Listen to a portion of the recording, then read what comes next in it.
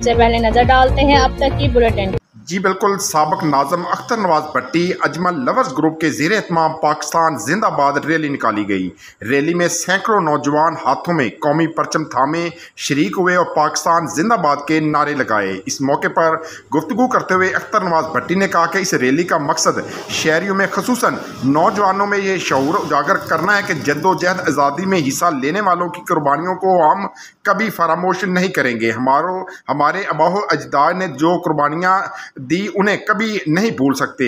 आज़ादी की नेमत हासिल करने के लिए जो लाजवाल कुर्बानियाँ दी गईं, इसकी लाज रखते हुए हमें अपने वतन सल्तनत को दुश्मनों की अयारियों से महफूज बनाना है। हमें अपने रोशन कल के लिए जद्दोजहद करना होगी। पाकिस्तान जिंदाबाद रैली अलफ्रीद ग्राउंड से शुरू होकर प्रेस क्लब पर अख्ताम पजीर हुई। रैली के शुरा पर शहरियों की जानिब से फूलों की पत्तियां भी निछावर की गई, जबकि रैली में शरीक नौजवानों ने पाकिस्तान जिंदाबाद के नारे लगाए और मिली नगमों पर ढोल की थाप पर भंगड़े डाले गए।